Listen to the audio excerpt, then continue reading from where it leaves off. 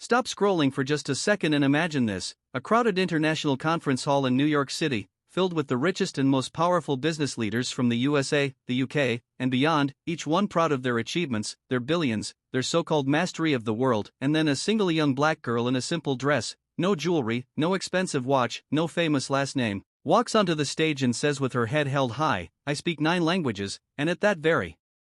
moment a millionaire in the front row bursts out laughing, rolling his eyes and mocking her as if the very thought of someone like her possessing such extraordinary skill was absurd. But what happened next left him, the audience, and ultimately the entire internet speechless. And before we dive in, hit subscribe, because you are not going to want to miss stories like this that reveal the power of hidden genius, the unexpected twists of fate, and the rise of those the world underestimates. And trust me, this story will keep you glued to every single word until the very last shocking twist. The beginning of her journey was not at the glamorous stage in New York but in a small neighborhood in Atlanta, Georgia, where her mother worked 2 jobs, one at a diner serving greasy plates of eggs and bacon from dawn until mid-afternoon and the other cleaning offices late at night, while her father had disappeared years earlier, leaving nothing but a few faded photographs and broken promises. And in that tiny apartment, with peeling paint on the walls and a second-hand bookshelf filled with tattered library cast-offs, the little girl named Amara discovered her first love: words.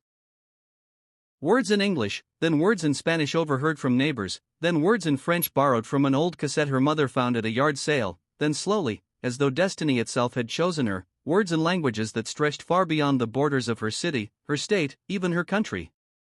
She began mimicking accents, scribbling strange letters, piecing together sounds that none of her classmates could understand, and while they teased her for being odd, her mother secretly marveled, whispering every night, "You're going to do something amazing, baby girl, I just know it." But the world outside their little home was harsh, unforgiving, and Amara's brilliance was often hidden beneath the shadow of poverty, prejudice, and people who refused to believe a black girl from a poor neighborhood could ever stand out.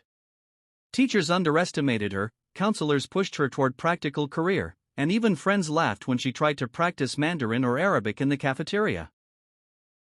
Yet every setback only fueled her determination, and she filled notebook after notebook with scribbled translations, pronunciation guides, even imaginary conversations between herself and foreign leaders, until her tiny room became both her prison and her sanctuary. The first twist of fate came when a visiting exchange.